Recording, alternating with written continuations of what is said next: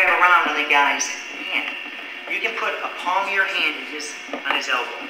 The reason I do that is because I'm trying to go for inside position. Spiral, across. If I'm here, look where his elbow is. The guy blows a whistle, he's beating me back. So I like to leave it here. If you're chopping arms, you can come out here. That's fine. But it kind of tells him what he's doing. If you're under here, you're going to beat the man up. Depends what you're going to do. I come here, you can block. Notice his knee. If he has good stand-up, you block it with your knee.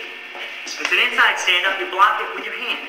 Right for the whistle, you know he's going to stand up. This is after he's done it once. He goes to hit, push that down. Bump forward. This knee blocked. This hand underneath, I'm tight here. He can chop this way. Again, after the whistle's blown, that's about the last time I'm going to be holding my weight. After the whistle blows, he's got all 150 pounds of me. Or 75 pounds if you're Jess. But he's carrying it all. And that makes the stand-up much more difficult to hit. On top, if you like to ride the ankle, or if you know he has a good stand-up, you want to do something different, most people ride the ankle like this. Watch where I'm going to do it. I lower my shoulder below his side before we start. I put my ear in the middle of his back. I'm over here, because when the whistle blows, this hand's shooting. I get up on my toes and I pull back. The man across. What makes that work so successfully is that my shoulder's already below his side. And I gotta reach his hand up, kind of go towards his knee so he can't even stand up, and then I can pull it this way. Or catch his knee. I'm up on my toes and I'm driving across. That's a good ankle ride. Much better than, you know that drill we teach guys to do that. That way you gotta lift it up. Mine knocks him to the side. Only thing you gotta be careful of is an inside switch, but if you drive this man with your low shoulder, he shouldn't be able to switch me. Only way he can inside switch me is when my shoulder's above his. And I do this, boom, he can inside switch me. If my shoulder's below his shoulder, he shouldn't be able to switch me. Teach those basics, and this is a little extra credit for Jess. After he gets good with his hips and pinching with his knees, you break it down flat first. This is another thing you should work on. Get on top of the man, your hips right in the small of his back. Instead of the legs coming in, my knees are going to pinch his hips, my toes are going to come in and pull his legs out. Put your arms forward. He's going to put his arms forward, and I'm going to hold his arms forward like this. Notice I'm at his elbows, and I'm pinching. Now, a drill you're going to have is have the man try to get up. Try to get up a little bit. He tries to get up, I push his arms forward. After you've done that a while, you've got to pull his knees out and pinch him with his hips. You can start working for one-on-ones, pulling them in, but the key is you got to keep those arms forward. And remember that mean power half I told you about? By getting that arm way up there and getting your chest on his head. If you've pulled his arms all the way up here, slide up his body, now you can do it. This hurts an awful lot. I'm not high if I'm pinching down here and I slide my body up, because he shouldn't be able to get up. After he's used to pinching with his thighs, this and this move, and right on top in good position, this is a move that nobody's ready for, and you should be able to get back points all the time. My hand can be either way here. If I know he's going to stand up, I'm going to bring this hand around his chest, this hand that was on his belly, and this knee is going to push against his back.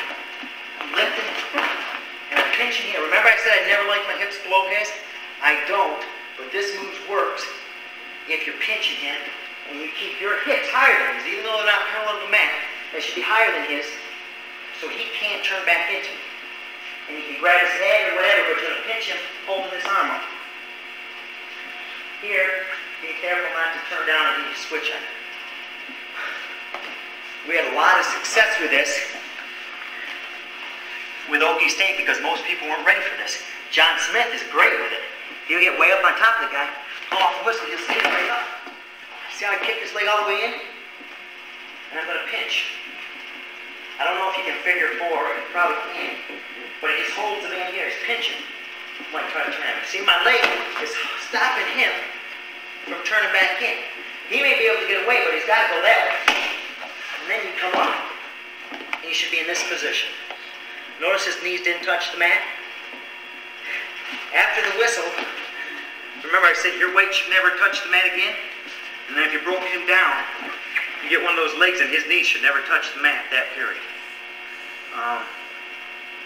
What else? Anything else you want to cover? To the roll with the wrist, with the legs. If he rolls it, yeah, you'll follow it. Okay, you can get a leg in, both one, either one. If I'm grabbing one-on-ones, they've been coached to swim it, follow it.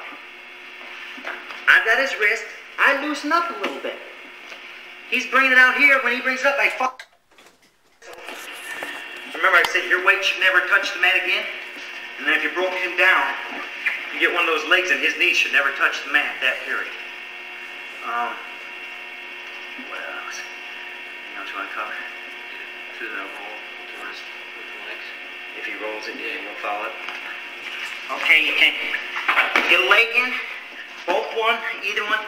If I'm grabbing one-on-ones, they've been coached to swim it, follow it. I've got his wrist, I loosen up a little bit. He's bringing it out here, when he brings it up, I follow it. Look what my chest did. I followed it all the way up, so I'm on top of his head. He shouldn't be able to pull that arm back. Look how high I am. My elbow's fighting his elbow. I'm not on his bicep. Look how high I'm at his head. From here, you push, you separate. Now, the key here is you can rip his shoulder off. If you're not careful, and the ref will stop it, especially with the little wiry guys, because it looks like you're tearing the shoulder off the guy's body. That can turn him, but it's going to get the referee to stop you. What's going to turn him now is lifting with my right leg. I can drive with this left leg.